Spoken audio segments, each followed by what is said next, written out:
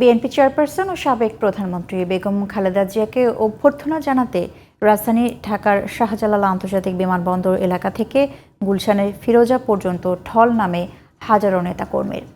খুব সকাল থেকে বিমানবন্দর, খিলক্ষেত, বনানী, গুলশান এলাকার সড়কে ব্যানার, ফেস্টুন আর ফুল নিয়ে দাঁড়িয়েছিলেন তারা। অনেকে খালেদা জিয়াকে স্বাগত জানিয়ে স্লোগান দেন।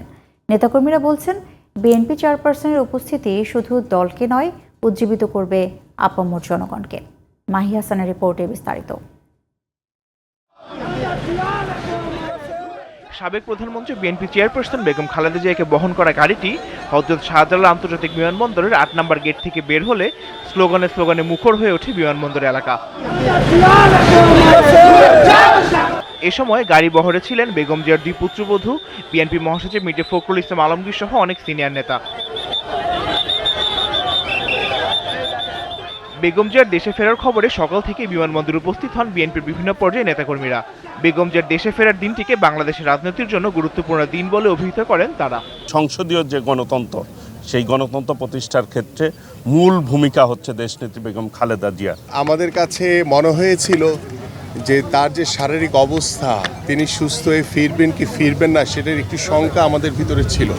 আল্লাহর রহমতে তার সন্তান বিএনপির ভারপ্রাপ্ত চেয়ারম্যান জনাব তারেক রহমানের কাছে যাওয়ার পরে সন্তানের কাছে যখন মা যায়, মা অটোমেটিক্যালি সুস্থ হয়ে যায়। বিমানবন্দর থেকে বাসভবন ফিরোজে যাওয়ার পুরো এলাকার সড়কের দুই পাশেই হাজারো নেতাকর্মী জড়ো হন প্রিয় নেত্রীকে এক নজর দেখতে।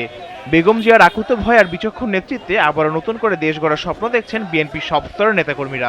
জনগণের ভোটাধিকার প্রতিষ্ঠা করার জন্য আগামী দিনের যে সংগ্রাম, যে আন্দোলন, যে কর্মসূচি, সেগুলো বাস্তবায়ন করে বাংলাদেশ জাতীয়তাবাদী দলের নেতৃত্বে একটি সরকার গঠন করার প্রত্যয়ে নেতাকর্মীরা আজকের দিনের অনেক কঠিনভাবে উজ্জীবিত হবে। ওনাকে জেলখানায় নিয়ে তিলে তিলে মারার একটা পরিকল্পনা ছিল এবং সেখান থেকে আল্লাহর রহমতে আজকে উনি সুস্থ হয়ে দেশে ফিরে আসছেন। এর চেয়ে গর্বের এবং এর চেয়ে আনন্দের বিষয় আর বাঙালি জাতির জন্য আর কিছু নেই। রাজনীতির এই গুরুত্বপূর্ণ সময়ে বেগম খালেদা জিয়ার দেশে ফেরা বিএনপি সারা দেশের তৃণমূল নেতাকর্মীদের নতুনভাবে উজ্জীবিত করবে বলে মনে করছেন বেগম জিয়াকে স্বাগত জানাতে আসা দলটির নেতাকর্মীরা। যেমনি করে 90-এর স্বৈরাচার বিরোধী আন্দোলনের মাধ্যমে যিনি বাংলাদেশে গণতন্ত্র প্রতিষ্ঠিত করেছিলেন এবং 111-এর সরকারের বিরুদ্ধেও আন্দোলন সংগ্রাম করে তার নেতৃত্বেই বাংলাদেশে গণতন্ত্র ফিরে এসেছিল, তেমনি করে এই 24-এর আন্দোলনেও তিনি আমাদের প্রেরণা ছিলেন। উনি দেশে ফিরে আসছেন।